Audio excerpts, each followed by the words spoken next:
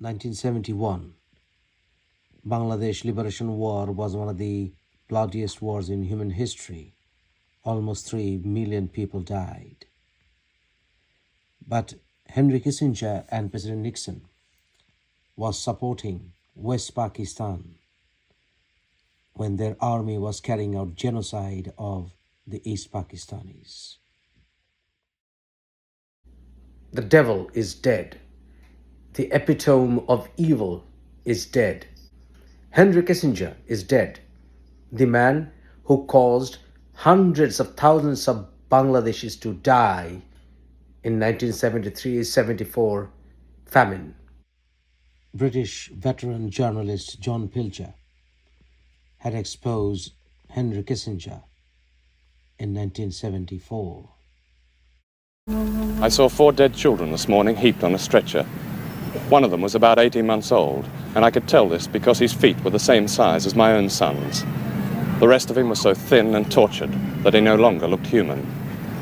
I'm told that he died from diarrhea after eating poison leaves because there was nothing else to eat. In other words, he starved to death. Of course, he didn't have to die, but unfortunately, the cost of keeping him alive was inflationary. Some milk powder and a handful of grain every day would have cost at least 20 pence. I must apologize.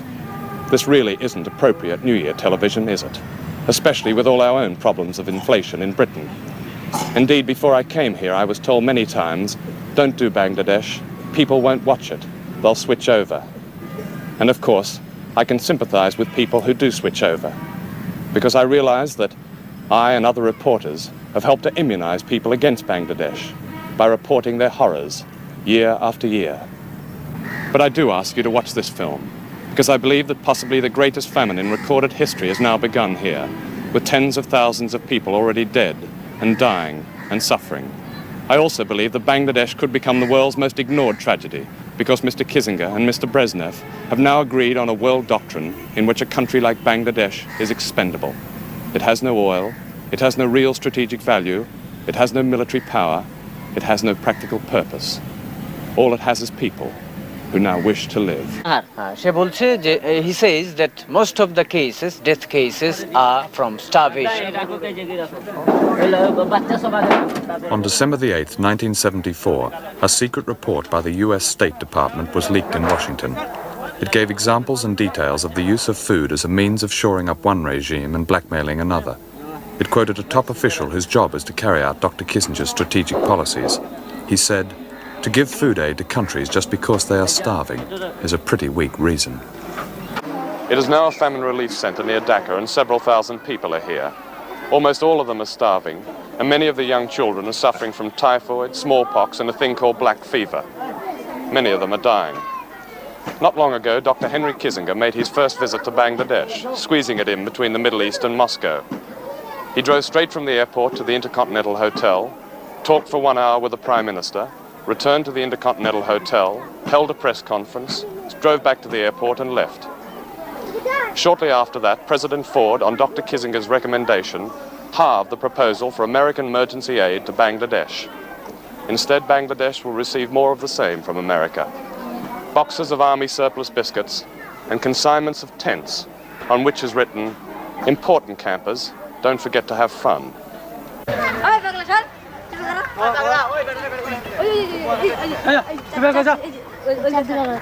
6 million people died in concentration camps during 4 years in World War II. Almost as many people may have died in Bangladesh in the last 4 years. Years of drought, flood, epidemic, a genocidal war, and now famine, perhaps the greatest famine of all. I don't draw this parallel idly. I happen to be standing in the middle of a field piled high with human skeletons, bones and skulls and pieces of human hair for as far as I can see, now being picked over by crows. This is just one cemetery in Dhaka, and today they are digging up last month's famine victims in order to bury today's victims. 85 since 7 o'clock, 10,000 since last July, and most of them young, starved children. Many of these children died because they couldn't get milk. Last year, the United Nations in Dhaka stopped feeding starving children a powder made from milk and soya beans, simply because the common market countries had bought up all American soya bean stocks to use as cattle feed. And yet the EEC Council of Ministers haggle for months before releasing a miserable £63 million as relief aid, an eighth of what they had promised to 25 hungry countries, of which Bangladesh is but one. And incidentally, many of these children died because they found it impossible to eat what they got from the much-ballyhooed World Food Conference. Nothing but platitudes. He's his son. That's his son. Son. When did he die? Just today? আজকে মারা গেছে। আজকে রাতে মারা গেছে last night. Yes. How old was he? বয়স কত ছিল? বয়স 3 মাস.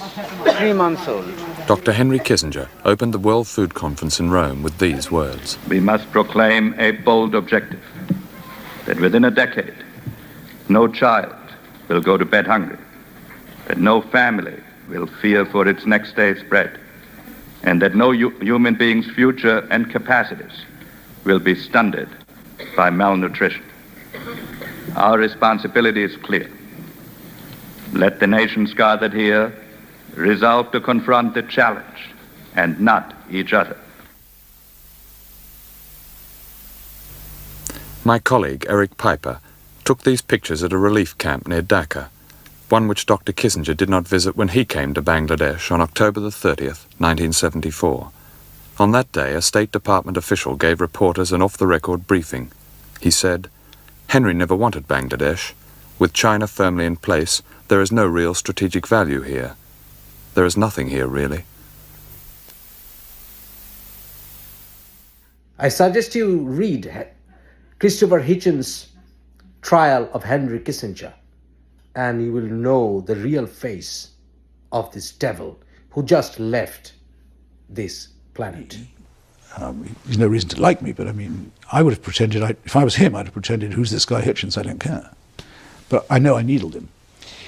But more important, if you think of the things he's been found out as having done, lying about Vietnam, lying about Chile, Bangladesh, East Timor, the deaths of so many people needlessly, for the vanity of himself and his criminal president. We have other people from that period in our history, Robert McNamara, the Bundy brothers, others, William Colby, who, in their books and their memoirs, tried to make some kind of restitution. They said, actually, this was pretty bad policy. We sort of suspected at the time that it was bad, maybe worse, and we're sort of sorry. And actually, we have some evidence we feel we should share with you, some disclosures that you should have had at the time. It made so much out. Kissinger's never said a word of self-criticism, not one. And he gets very petulant and angry